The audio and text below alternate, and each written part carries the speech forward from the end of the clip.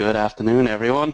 John is cringing over in the corner after that little intro video slash music. The video is John and Glenn's fault. The music choice is mine. Welcome to today's webinar, where MicroWarehouse, or me, on behalf of MicroWarehouse, I'm going to be talking about how to deploy affordable Hyper-V clusters in the small medium enterprise, or SME, and the branch office. I am Aidan and I'm the technical sales lead at MicroWarehouse. So a bit about me. I am an MVP, or Microsoft Valuable Professional, with cloud and data center management expertise, particularly Hyper-V. And I've been working the last 2.5 years with a lot of Azure, and since the beta days of Hyper-V, I've been working with that type of virtualization and lots of Windows Server and desktop stuff over the years as well. And I blog on my own site on aidanfin.com. I'm contributing editor on Microsoft Virtualization for petri.com, and you can find me tweeting quite a bit on @joe_elway, and have Facebook page as well as aidanfin.com. And MicroWarehouse is a distributor. We do what we call value-added distributing. So what is a distributor? In the business, we're basically wholesalers. So we sell to the resellers, who then sell to the customer. So we don't sell direct to the end customer, because that would be against our customers' interests. And we deal with a lot of different brands, including Toshiba and Apple, but primarily my involvement is in the Microsoft space. So we are a Microsoft Cloud Solution Provider, Tier 2. So we have a channel where we can sell Microsoft Cloud services to resellers, who then sell them on to their customers on a month-by-month basis. And we deal with brands like GridStore and Skykick as well. MicroWarehouse you can find on www.mwh.ie, and is also on Twitter at mwhdistribution. So I mentioned a couple of brands we deal with. One of them is GridStore. So this is a brand of hyperconverged infrastructure, or HCI. So the concept here is we're using compute and storage in one tier. So we have Hyper-V and all of the storage running in a single enclosure, or a group of enclosures. So we don't have a tier of storage, a tier of networking, and then a tier of compute. Everything is flattened into one. So it simplifies deployment, and because of the way they've architected their solution, it gives you amazing performance. So this solution is all flash, and it's using erasure encoding to get the most storage out of that flash possible. And 10 gig networking using high-end switches. It's an amazing way to get dense computing. So if you're looking at doing Hyper-V virtualization at scale, or you want to do VDI with great performance, or you want to do SQL consolidation, give GridStore a look, and MicroWarehouse can distribute that to you in the European Union. As I said, we're also a CSP reseller. So we are Tier 2, which means we sell to Microsoft partners. We're selling Microsoft Cloud services like Azure and Office 365, EMS, to those resellers, who then wrap them up in services, whether it be managed services or implementation or whatever, and then sell it on to their customers. And the whole invoicing process is done on a per month basis, which is the kind of cloud computing that people expect, instead of buying blocks of credit up front and all that sort of thing. From the partner's perspective, this is a cheaper way of getting at cloud services than going through traditional licensing like Open, and it's very flexible. And why would you deal with MicroWarehouse? Well, we take the pain out of dealing with Microsoft. Shh, don't tell Microsoft. And we add an awful lot of licensing expertise as well. So what are we going to talk about today? Well, we're talking about clustering, Hyper-V clustering in particular.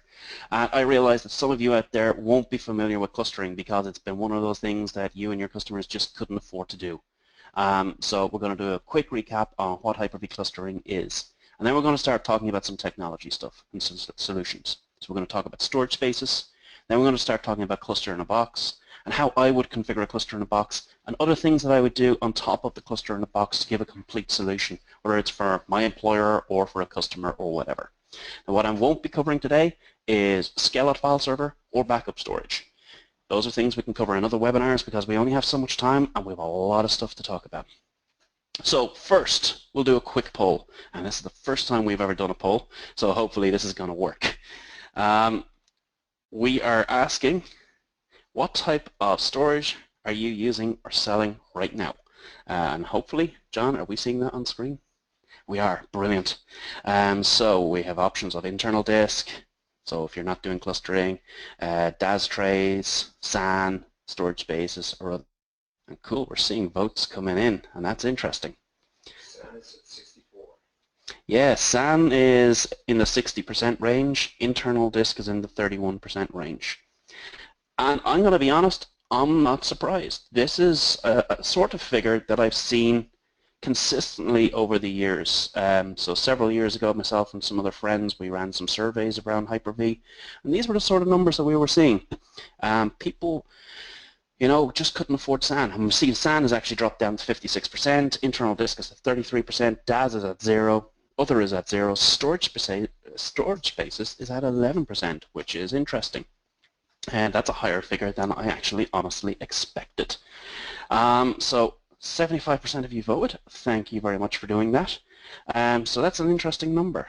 So let's close that poll and we can share the figures. And you're seeing the figures there, John? Excellent. So 32% internal disk. So you guys aren't clustering because you're using internal disk. Now that changes a little with Server 2016, and we can talk about that in a future webinar. In fact, we will. 58% of you using SAN, 11% using storage spaces. So 11% of you are going to be fairly familiar with what I'm going to talk about today. So we should be back looking at the slides again. We are. So let's talk about Hyper-V clustering basics. The concept here is we're using very simple hosts. So it could be a single physical box or maybe a few physical boxes. And they are storing their virtual machines on internal disk. And this means the virtual machines are running on the host and are kind of bound to that host. Now we do have storage live migration and shared nothing live migration. That's one of these very proactive, planned type things. Our fault tolerance with these individual hosts, because the virtual machines are bound to the disk of the host, is simply things like dual power supplies, NIC teams, dual top or rack switches, and all that stuff. We can deal with individual components within the host having a problem, but if it leads to the host having a power outage or a crash or whatever, a catastrophic failure because processor failures, all the virtual machines stop running. And for a lot of businesses, that's downtime, and it's unaffordable downtime.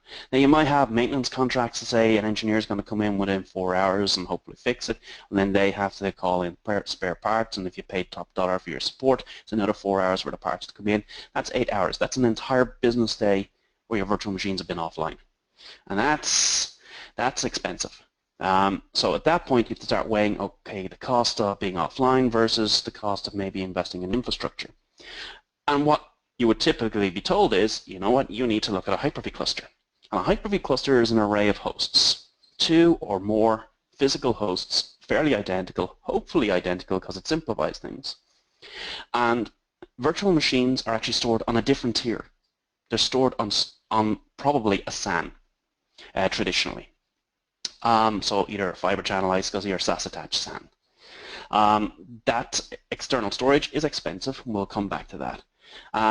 Because the virtual machines are stored on that external storage, we now can freely move the virtual machines while they're running between the hosts. So we can do something called live migration. So we've zero perceivable service downtime because the virtual machines have a tiny amount of downtime during live migration, but it's not perceivable at the TCP level. We just see a tiny spike in latency. If one of the individual hosts has a failure, or is deemed to have a failure by the rest of the nodes in the cluster, we get an unplanned failover. This is where the virtual machines stop running on the original host, and they move to another host, and they boot up. And this limits the amount of downtime. So if one of the hosts has a crash, or a catastrophic hardware failure, or becomes network isolated, the virtual machines move to another node and boot up and become available again to the rest of the network and to the users. And this is a very special architecture. And even though you might go to a HP or a Dell or whatever and say, hey, give me an entire solution that's wrapped up by you and it's single vendor, the reality is it's going to be lots of different vendors. You're going to have the server itself, you're going to have the NICs, you're going to have the storage HBAs, you're going to have the storage switches, you're going to have storage controllers, which may be made or rebranded by the server manufacturer. Then you're going to have the disk trays and the disks within the disk trays. So it can be quite a complex solution with a lot of vendors, and that can be pretty interesting, as we saw with the Emulex scandal during the 2012 War II era, where Emulex took about 9 months to acknowledge that there was a problem with their FCOE firmwares on 2012 War II, and then it took them about 3 months to solve the problem, and it took an additional month or two for their OEMs, like the HPs, the Hitachis, the IBMs, to actually release their versions of the fixes, because you couldn't deploy the original Emulex versions because you would brick your servers. So there's a lot of stuff that could go wrong there. I mean, if you look at the actual layering, so we've got our hosts, HVAs, storage network, storage controllers, storage trays, which then have disks inside of them. It's a lot of money. It's an expensive solution. And that's why there's a considerable percentage of you who aren't doing Hyper-V clusters. And it's interesting because what you're getting for this is even you're getting probably just 10K or 15K disk. You might go extra and start tiering your storage, or you might have SSD in here as well. But what I have found is because this storage can be so expensive, people start cutting corners. And unfortunately, I've seen the worst of that. One example I saw was where the reseller sold in a certain brand that you may or may not be seeing right now of storage to a customer. And to keep the cost down, they put in 7,200 RPM spinning disks in a RAID 5 configuration. First off, I would never do RAID 5 for storing Hyper-V virtual machines or vSphere virtual machines because the write performance is going to be awful. Secondly, they're using 7,200 RPM drives as primary storage, and that is a bad idea. Now, I still have a use case for 7,200 RPM drives, but it is not for my hotter primary storage. So, things started to change at Build 2011. Now, Build 2011 is infamous because that's where Microsoft first showed and announced Windows 8. Steven Sinofsky came out and wowed us all. Did I say wowed us? He did something to us all when he showed us the UI of Windows 8. And anyone who was in attendance, like myself, was lucky enough to be given a Samsung tablet with a build of Windows 8 on it, and some people sold those tablets an hour later on eBay for $4,000. I kept mine, and it's now worth nothing. I don't even have it plugged in anywhere at this point. It's in a cupboard. But there were other things that happened at Build, and they were the reason that I went. I suspected there was going to be certain announcements, and they did actually happen. Microsoft announced Windows Server 2012, which has since been replaced by Windows Server 2012 R2. And what we saw there was Microsoft starting to evolve their vision of the computer room or the data center and how we did things like networking and storage. The first thing that I thought was really interesting that caught my eye was storage spaces. A new way of using commodity disk. Now, storage spaces is an alternative to RAID, but please do not get it confused with the RAID that was included in Windows 2000. The RAID that was in Windows 2000 was good only for exam questions. If you used it in production, well, you didn't stay employed for long. It was the sort of thing that, you know, would lead people to having a hairline similar to myself, which isn't a good thing in case you don't know me. The other thing that I thought was interesting was a hardware extension of what Microsoft were doing with storage spaces, which was this concept of a cluster in a box. And they reached out to the server manufacturers and they said, listen, we've got this idea. We want you to use storage spaces, a cheap way, an affordable way of aggregating storage and doing a similar sort of things you get in a SAN and getting high performance, but we want you to do it in a small appliance type solution called a cluster in a box or a CIB. And this is something that you could sell to small medium enterprises and branch offices of large enterprises and give them a new way of doing clusters. Something that's simple to deploy and quick to deploy and more affordable than the server plus storage plus networking SAN type solution that you've been doing up to now. And you know what? Dell, HP, IBM, they all jumped not on the bandwagon. They jumped as far away from that as possible because they wanted to sell their sharks, compellents, and 3-pars to you. They didn't want to be selling this. In fact, some of them have been dragged kicking and screaming into the storage spaces era in the last year and a half. Other manufacturers did see an opportunity, and they jumped on it, and they jumped on it hard. So what is storage spaces? Well, 2012 R2 is actually the second version of storage spaces, and it's a new way of doing storage based on commodity disk. And it's primarily focused on the concept of a JBOD, just a bunch of disks. And it's very similar to what you do in a SAN. We get a bunch of disks and we aggregate them into what's called a storage pool. And from that we can aggregate SSD and HDD. SSD gives us performance for hot data, and HDD gives us scalable storage for our colder data. And this storage spaces solution does tiering automatically by default at 1 a.m. in the morning. So it moves hot blocks of your files to the SSD tier and cold blocks to the HDD tier. So you could have a virtual machine and its disks are spanning both tiers. The hot blocks on the virtual hard disks, the ones that are being used most common, are really fast because they're on SSD. And the ones that you're not so worried about, that aren't being used that much, they're living on that cold tier. And because we've got that cold tier concept, we could do that on 10K or 15K disk, but we could also do it on 7200 RPM drives, which are up to 8 or 10 terabytes at this time, which means we get very affordable bulk storage. This is where storage spaces pricing really starts to kick in, and the fact that you don't have to buy the disk from the server manufacturer also reduces the cost. From that we create LUNs, which are referred to as virtual disk, and at this point we define how much SSD, how much HDD we want to pull from the storage pool, and taking a little bit from every disk in the pool, which means we're aggregating the IOPS of each individual disk into each virtual disk or LUN. And we're also defining our fault tolerance. So do we want parity, which is kind of like RAID 5, which is not supported for Hyper-V, or do you want two-way or three-way mirroring? Two-way mirroring is like RAID 10, and three-way mirroring is kind of like RAID 10 plus 1. And both of those are supported for Hyper-V. And then you format your volume, and if it's going to be a cluster shared volume or something like a VMFS, you convert that into a CSV in your Failover Cluster Manager. To be quite honest, it's not that different to using a SAN right now. The fault tolerance, well, I've talked about it already. If we do lose a disk, it is automatically replaced. Or not replaced, the data is automatically moved from that dead disk, or recovered from the duplicates of that dead disk, to other disks in the storage pool. And this is not like what RAID does. What RAID's recovery is, it looks for a hot spare, or it looks for you to put in a new disk, and then it does a very slow and performance impacting data recovery.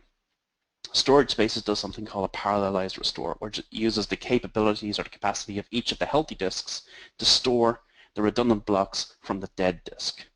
And we would preferably for Hyper-V, like I said, or we should be using for Hyper-V two-way mirroring or three-way mirroring. For archive data, we could use the equivalent of RAID 5, which is parity, and we've got two-way or single and dual parity opportunities there. And if we do have a real disk failure, and Storage Spaces is clever enough to know when you pull out a disk to try to test it, and it does not do a recovery automatically because it knows you just pulled a healthy disk. You'd have to go a little bit further to actually simulate a failure. But when you have a real failure, it does that parallelized restore. And if you want, you can do the whole hot spare thing as well. But to be quite honest, that's kind of silly. You're better off using that hot spare as a live disk and leaving raw capacity in the storage pool. So you're accumulating the IOPS, but you still have that spare capacity left over that the hot spare would have offered.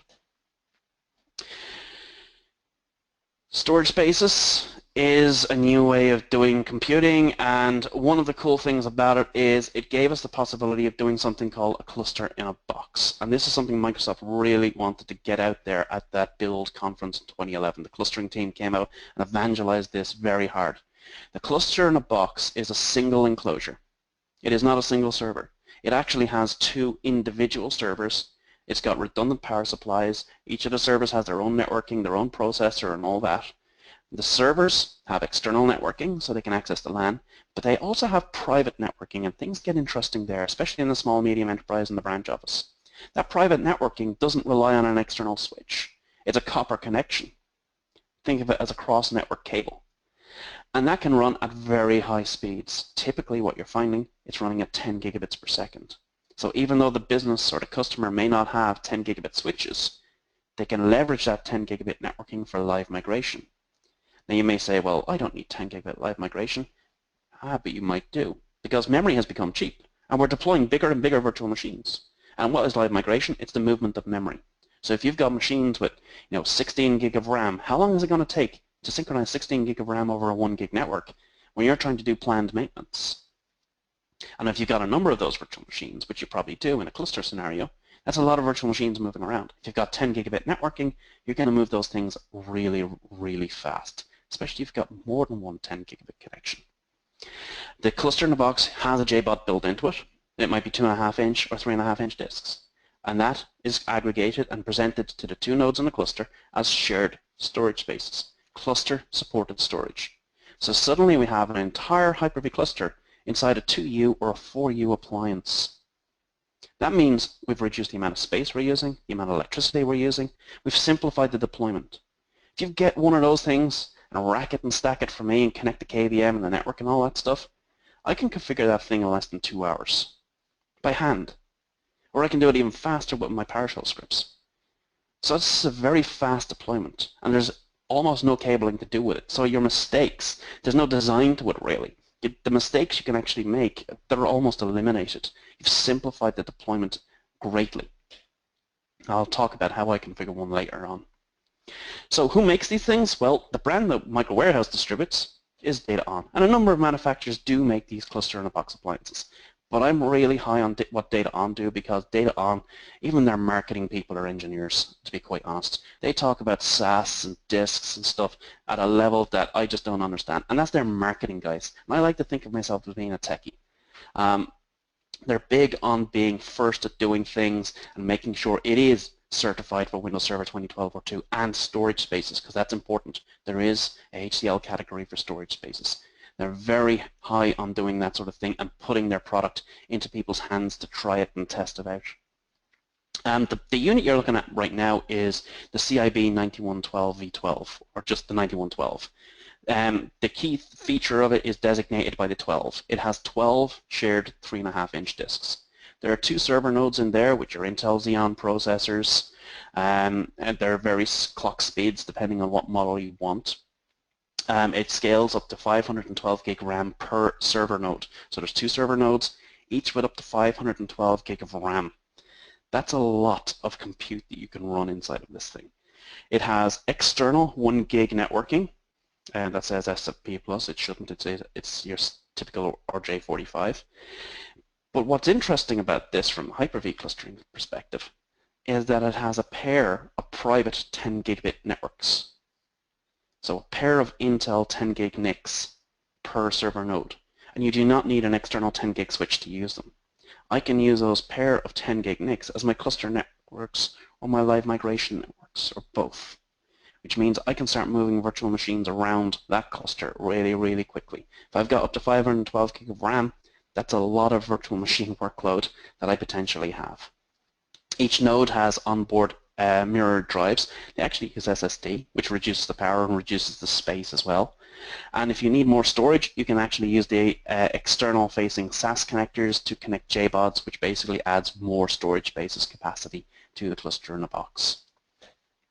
Why do I like this one? Well, I think it's a fantastic solution for putting in a 2-node Hyper-V cluster. And to be quite honest, I see a lot of people putting in 3-node clusters and way underusing the resources they could have done a 2-node cluster. There's a lot of storage capacity. So it's got 3.5-inch drives. So you can have up to 8 terabyte individual spinning disks, or you could have up to 1.6 terabyte SSDs.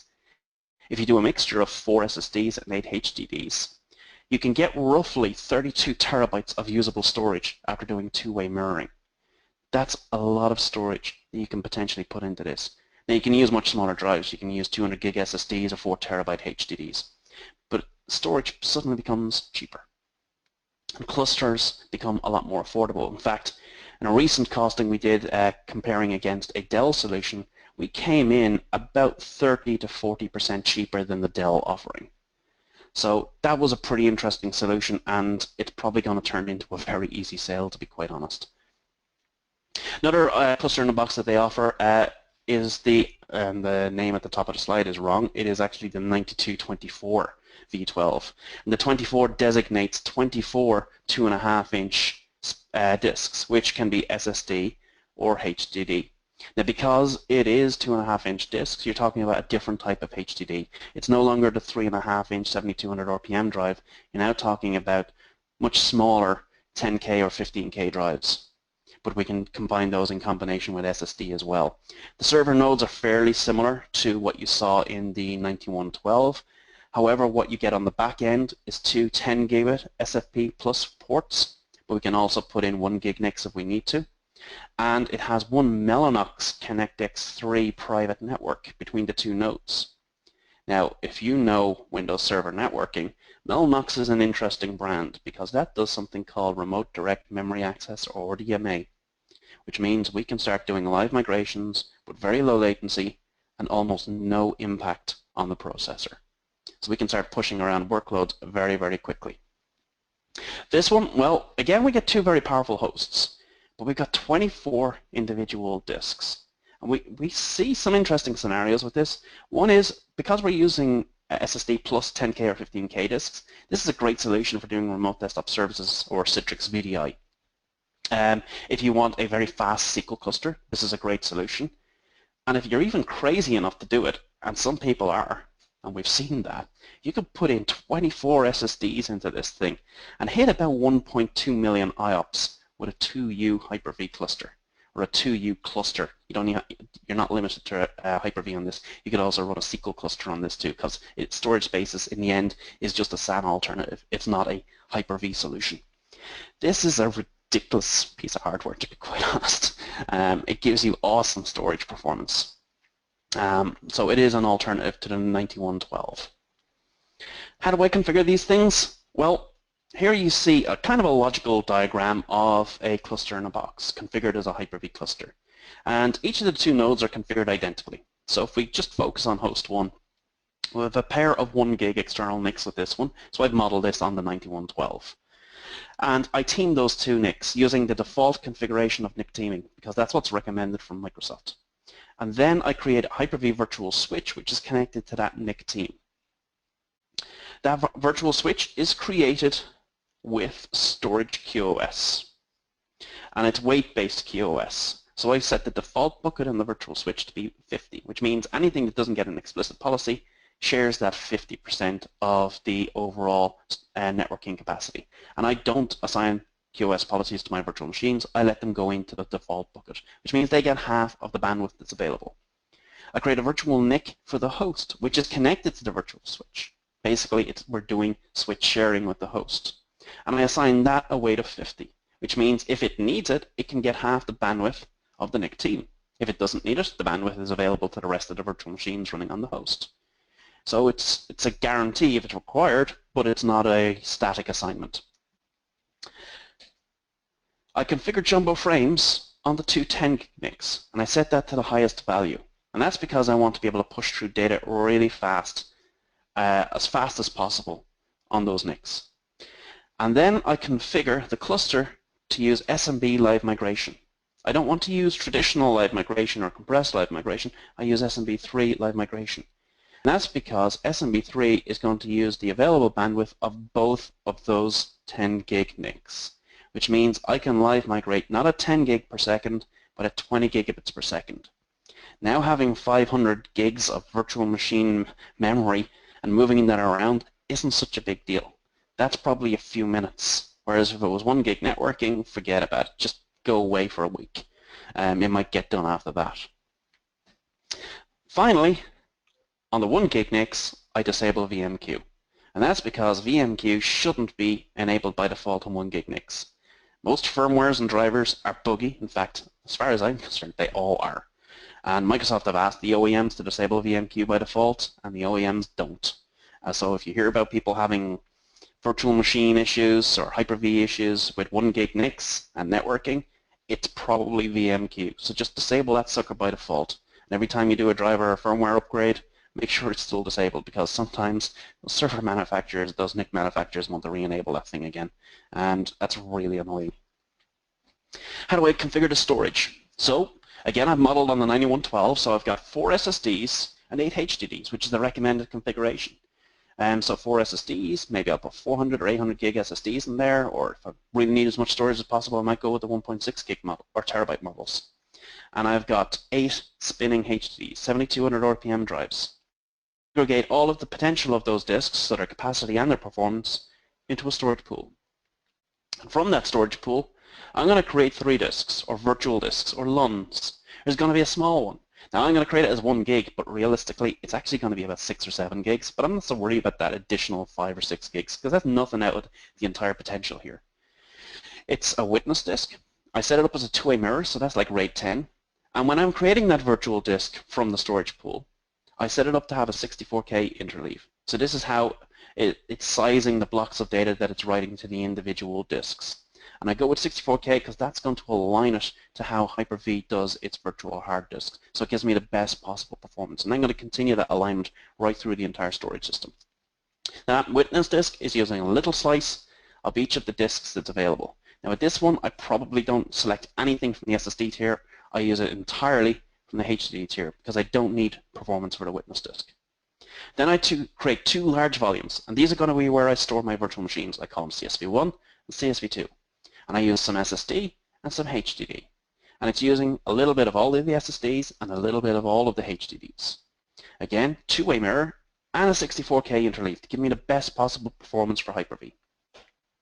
I format the drives, and when I'm formatting it, I do not use the default allocation unit size. I explicitly define that I want the 64 kilobyte allocation unit size. Again, I'm aligning what I'm doing with the interleave and the way Hyper-V does its virtual hard disks. And then I add the disks to the cluster.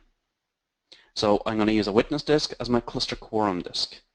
And I mount the two CSV volumes, or convert the two CSV volumes into cluster shared volumes. So both the hosts mount those two CSV drives as C cluster storage, CSV1 or CSV2. So how do I place my virtual machines on those CSVs? It's very simple. I balance them. And you can see an example there on the right-hand side. So every alternate virtual machine goes onto each of the CSVs.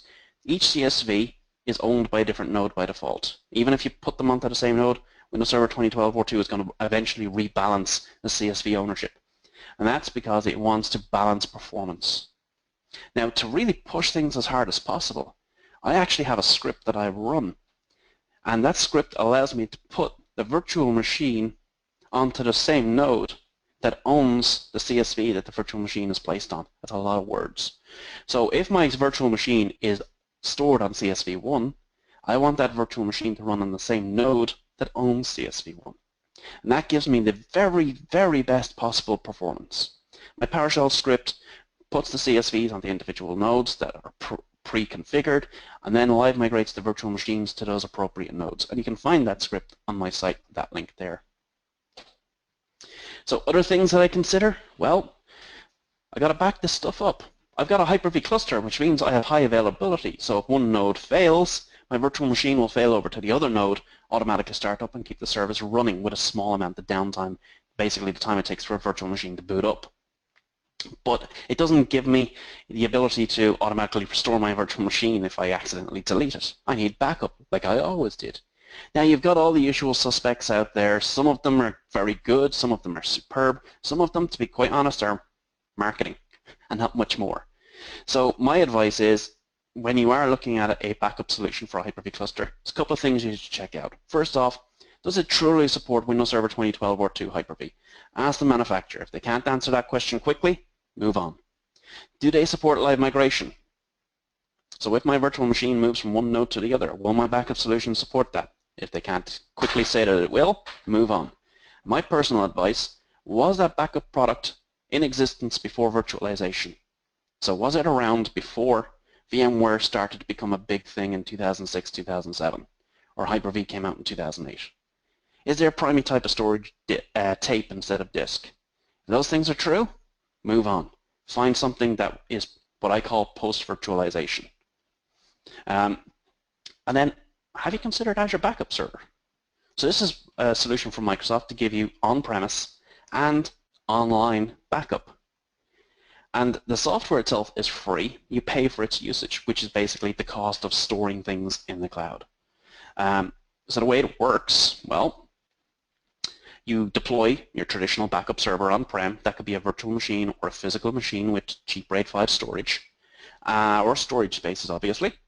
And it backs up your virtual machines while they're running. You can also back up your SQL Server, your Exchange, your SharePoint, PCs, whatever.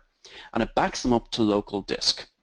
So that means if you need to do a restore, you can do that very quickly across the LAN. And it keeps, by default, 5 days locally. Now you can add more disk and keep more stuff locally.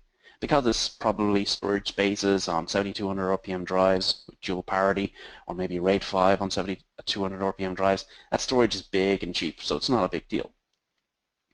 So we're keeping maybe 5 days locally on-prem, but if we need longer, well, we forward some or all of our backup data to the cloud. And that's where Azure comes into play. We're using the very cheap blob storage that Azure offers. And if anything, storage in Azure is only ever getting cheaper. It's a fantastic solution, and in case you're wondering about how long it will keep your data, well, up to 99 years, which is probably more than any of us will ever care. Because if any of us are planning to be around in 99 years, I want to hear about it because I want to drink that shiny green goo that you're drinking. So if we want to restore something quickly in the last 5 days, we restore from the local Azure backup server. If we want to go back beyond 5 days, we can go to the cloud and we can restore from there to our cluster in a box. But what if there's a flood? What if there's a fire? Or, considering that natural disasters like those are only 5% of actual disasters, what if there's what's more likely, which is a catastrophic IT failure? Maybe all of IT blows up. Maybe some human makes a stupid mistake and deletes the wrong things, and we need to get back quicker than even Azure Backup can get our machines back, which is pretty quick. Maybe databases have gotten completely corrupted. Maybe CryptoLocker's gone nuts, and we need to get back to another location as quickly as possible. Well, that's where disaster recovery, or DR, comes in. But seeing as we're talking about SMEs and branch offices, that's a type of solution that's always been considered too expensive, because we've always said you need to double your spend. Now, I would love you to buy 2 cluster in a boxes instead of 1. But realistically, that's not going to happen. You're not going to buy one for a primary location and a second one for a secondary location because A, you're doubling your IT spend, and B, you probably don't have that second location. And this is where Azure Site Recovery, or ASR, comes in. ASR doesn't ask you to spend a big chunk of money up front. Instead, it says spend a small amount of money per month to pay for the privilege of replicating your virtual machines to the cloud. And then if you have a disaster or you need to conduct a test without interrupting your production system, you can do that for a minor cost. It's cost effective, it's great for SMEs, and it's great for branch offices too. So we have continuous replication. It's asynchronous, which is perfect for the internet. And that's every 30 seconds, every 5 minutes, or every 15 minutes. And you can keep up to 24 hourly recovery points in the cloud. So if you do get hit by CryptoLocker, you can fail over your file server in the cloud and say, hey, I want you back the way you were 24 hours ago before, those nasty gangs from Eastern Europe starting encrypting all my data. And you don't have to go out and buy Bitcoin or whatever to pay off those guys. We can do our planned failover. So if we know there's a disaster coming, or if we decide, you know what, let's just move some stuff up into Azure because it might be better up there, well, that's a zero data loss failover.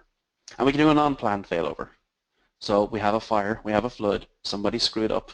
We can fail over the virtual machine and lose a maximum of 30 seconds, 5 minutes, or 15 minutes of data, depending on the replication policy we chose. And we can do a test failover as well. So let's assume, here's my Michael Bay special effects, we have a disaster, and we do lose the office. Well, we can run something called a recovery plan. This is orchestration. So we're ordering the failover of virtual machines, we can embed some scripts, we can request some manual tasks. The recovery plan will get our virtual machines up and running. And it will use predefined specs from Azure that you select, and it will connect the virtual machines to the network that you select. And it's pretty reliable. In fact, I found it to be extremely reliable. And it's the sort of thing that your boss is going to be impressed with if you're able to show it to them in a test failover. Or your customers are going to love if you save them. So it's a cool solution. Check it out. It's something that we do recommend people to have a look at if they are looking at, refreshing a Hyper-V deployment or a vSphere deployment, because Azure Site Recovery does work with vSphere as well. So where can I buy DataON in Europe? Well, if you're in the European Union, I've got good news. You can buy it from MicroWarehouse. We have shipped DataON hardware everywhere from Galway in Western Ireland all the way east to Poland. In fact, I think we've shipped even further east, down in the Baltic area. Who can buy from us? A reseller. So if you're a Microsoft partner, you can buy from us. If you're not a reseller, talk to your favorite reseller and tell them to talk to us. And then we can sell to them and they can sell to you. If you're not in the European Union, what I would say is contact DataON directly. They get a lot of people talking to them, and they will either find you a local reseller or they will try to ship to you directly. So, in summary, storage spaces is real. It does give you an alternative to a SAN. It is not Windows RAID. And what it's actually going to do is reduce your costs and increase your speeds because you're introducing tiered storage. You're adding SSD to the mix. Funny story. One of the first cluster in the boxes we deployed on behalf or with one of our reseller customers in Ireland went into a company that ran very large batch jobs. And they moved some database servers and application servers from non-clustered hosts onto a cluster in a box. And after a few weeks, they complained, saying that the batch jobs weren't working because they were running too quickly. Consultants came in, looked at it and said, everything that's coming out of the batch job is actually valid. What you're seeing is the result of tiered storage. You now have SSD, which means instead of having 200 or 300 IOP disks, you now have 50 or 60,000 IOP disks. So the performance of your databases hasn't just been doubled, tripled, it has been exponentially improved. So we have two models that we recommend in the SME or branch office scenario. We have the cluster in a box 9112, which is a 2-node Hyper-V cluster, perfect solution for that, 12 3.5-inch disks, typically 4 SSDs and 8 HDDs. Or if you're interested in doing VDI, SQL workloads, that sort of thing, there's the CIB 9224, which features 24 2.5-inch disks. And that's on the HDD side, that supports 10K or 15K disks and supports the same SSDs the 9112 does as well. So, second poll. Let's see what you guys think. Is cluster in a box something that you would be interested in? So I want to see if I've been effective here at all. So we've got a few people who are saying yes and some who don't know, and no one's saying no. So maybe some of you are being polite. I'm always curious to see how these things go. Okay, some of you are saying no. Okie dokie. My boss will be happy. He won't think I've bribed all of you. Cool. I think that's a good sample. And I'll close that poll and let's have a look. So what we're seeing is 75% of you would consider a cluster in a box. 23% don't know. That's fair enough. If you have questions, we'll try to help you out. And 3% of you say no. Well, that's fair enough too. At least it's only 3%, John. So let's wrap up and then we'll start doing Q&A. MicroWarehouse, we're here to help. So if you are a reseller in the European Union and you're interested in anything I've talked about today, whether it's Microsoft's cloud solution provider to resell cloud services to your customers, or grid stores, hyperconvergence, or DataON hardware for storage spaces, scale-out file server, cluster in a box, give us a shout. Our next webinar has been scheduled and the registration page went live earlier today. It is available right now. You should be seeing the URL. If you go to learn.mwh.ie, you will see the link for that there. So the next webinar is What's New in Windows Server 2016 Hyper-V. If you've attended this session, that's probably something you're going to be interested in too. And I'm going to be brave. I'm going to try to do some demos. Demos on a webinar, that's just crazy. Doing technical preview demos full stop is considered insane. So doing it in a live webinar, it must be doubly insane. It's got to be interesting. You're going to be able to buy Windows Server 2016 probably on October 1st, I would reckon, because it's going to be launched the last week of September at the Ignite conference, which means it will probably go on the price lists on October 1st for resellers. So if you want to learn more about that event and register for it, you'll be able to do that on learn.mwh.ie. And that is the end of the actual presentation. Thank you for tuning in if you have. I'm going to open up the questions thing if I am able to. And we'll have a look to see what questions you have. If you have any questions, fire them into the questions window and I'll do my best to answer.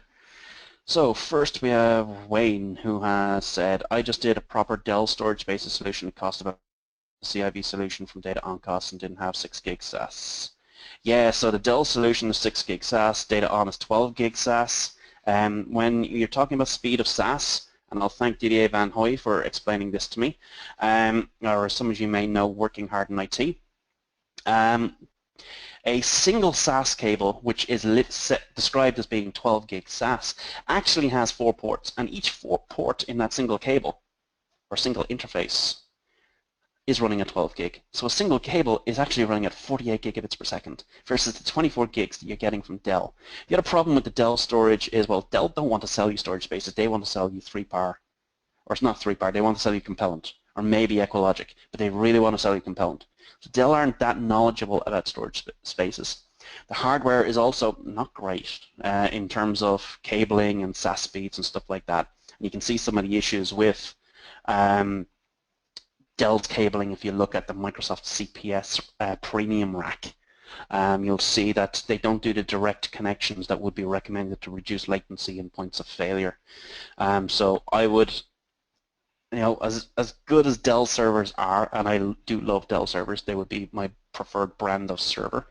I just wouldn't touch Dell's storage spaces solutions, unfortunately, and the same would actually go for HP as well, because they're even more immature at doing this stuff than Dell would be. Is this one other than one posted on MVA? So I'm guessing, Manfred, you're talking about Microsoft Virtualization Academy. We've nothing to do with the Microsoft Virtualization Academy, so this is definitely a different event to what they've done. Has HP a CIB solution? If you ask HP, they will say yes, John.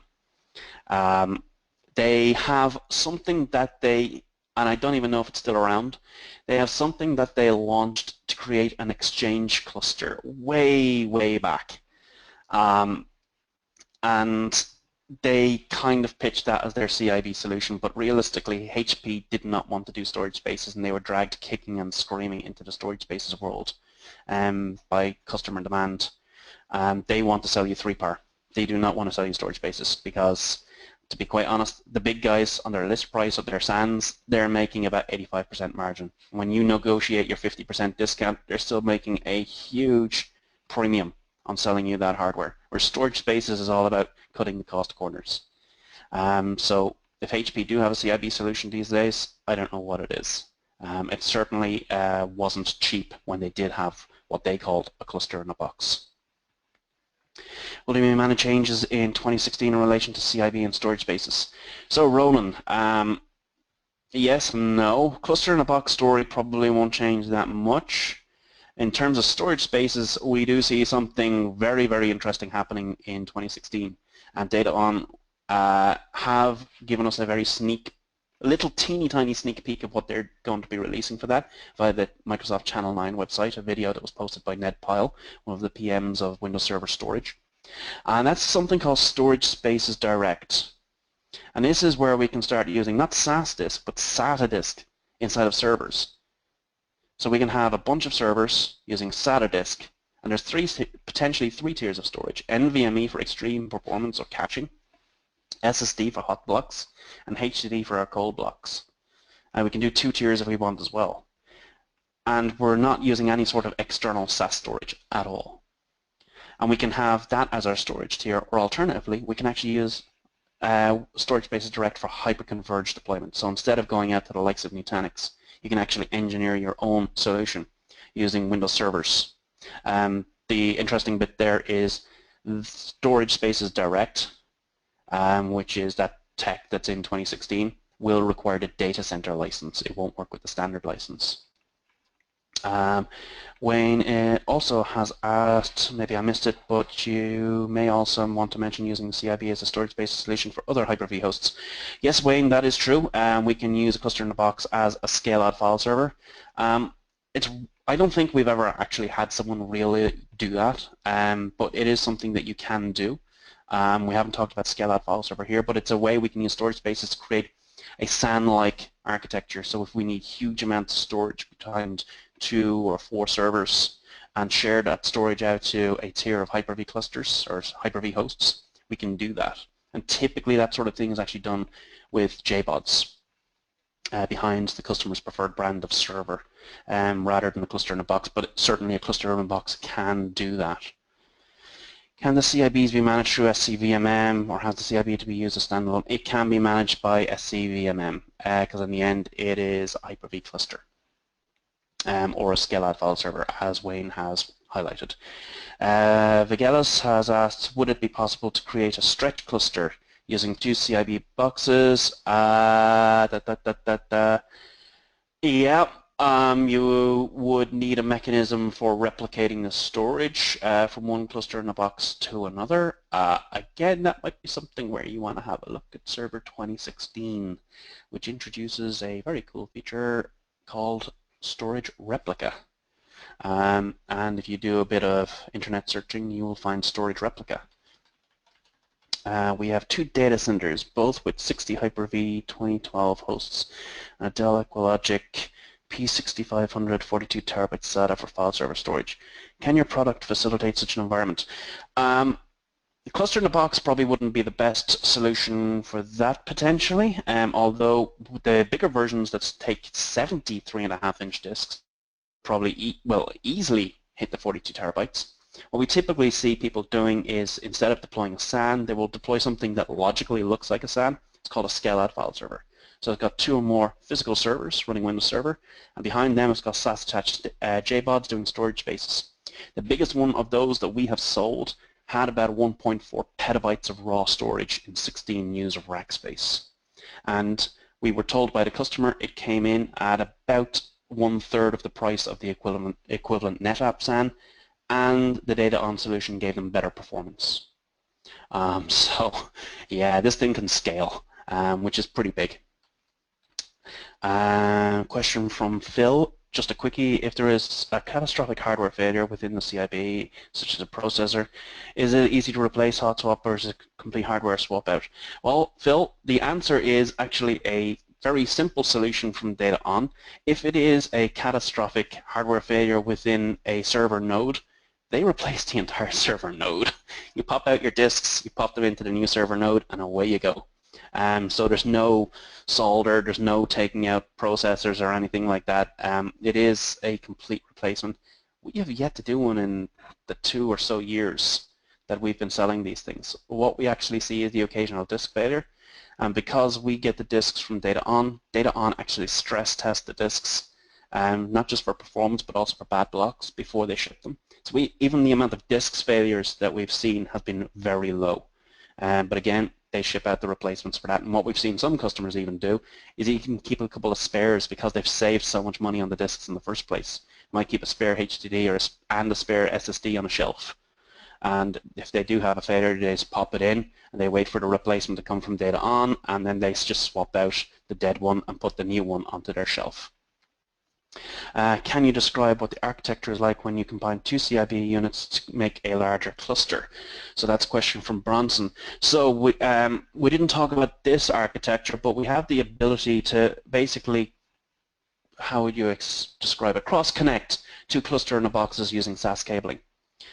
So it is literally a SAS cables that connect the nodes of one cluster in a box with the nodes of another cluster in a box. And you'll see some diagrams for that on the DataON site, which is on dataonstorage.com. And what you get out of that is a 4-node cluster. And the disks of the 2 cluster in a boxes are actually aggregated together to a single storage pool, which means we now have 4 nodes with either 24 disks or 48 disks. So we've doubled the compute and the storage. What I would say is you would want to also look at how you're doing your external networking, because each of the cluster in the boxes will have local or internal 10 gig networking for live migration. You might want to match that up. So if you're live migrating between one cluster in a box and another, you have the same capacity. You mentioned not to use RAID 5 or Hyper-V. Which RAID is recommended by you? RAID 10 if I'm doing RAID. If I'm doing storage spaces, depending on the scale that I'm doing storage spaces, it's either 2-way or 3-way mirroring. And the reason is RAID 5 gives you crappy write performance. And in storage spaces, parity is not supported for Hyper-V. Miha is asking, any news if the existing DataON models will be upgradable to Windows Server 2016? They haven't explicitly come out and said that, but I would say that is a very, very, very safe bet. I might actually get a response from that from the marketing guys later on, but that would be a very, very safe bet, Miha. It's in the end, it's the same chipsets that you get from your normal servers, so It's just a question of the certification that DataON would do with Microsoft, and they are usually really, really quick about that stuff. DataON are, because they see that as being an important selling point for them, that their stuff is certified all the way through. Disks, servers, network cards, the whole thing. Stephen is asking, we would normally connect a Veeam backup server to our HPMSA, SAN, and read mode for SAN snapshot backups. Can this be done with a DataON cluster in a box? No. You'll be doing a Hyper-V backup. So it will be a more traditional backup rather than a LUN snapshot.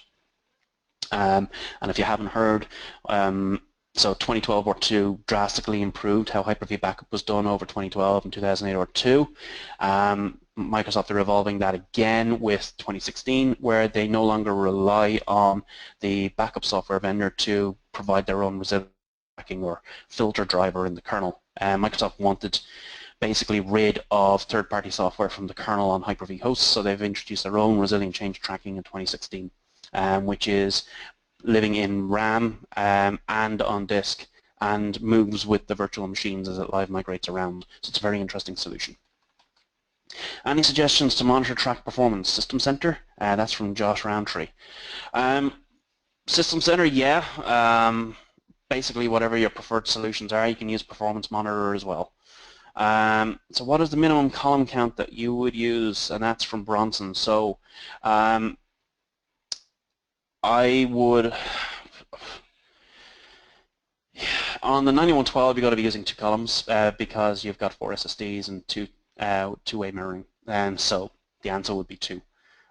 So I would prefer that column count to be as big as possible. Bear in mind, the bigger the column count on your tier, the more disks you have to add at a time to extend that tier. So keep that in mind if you're doing a larger deployment, Bronson. That is all the questions. So loads of people stuck around for the Q&A. So thank you very much for everybody tuning in. We have actually reached the end of the hour, so the timing has been perfect. Do check out what we're doing on the Hyper-V webinar. So what's new on Windows Server 2016 Hyper-V? We're going to be covering a bit more on the 2016 stuff as we lead up to Ignite. So we'll talk about clustering, we'll talk about storage and networking and stuff like that as well. So we'll start off with Hyper-V, seeing as that's the area I know the best. And I'm going to be stupid enough to build some demos and show those things to you live. And you know what? If they blow up, they blow up. Isn't that all part of the fun of a live demo with technical previews? We're all nerds. We all know what's going on. So thank you all for tuning in, and we'll see you in a few weeks, hopefully. Goodbye.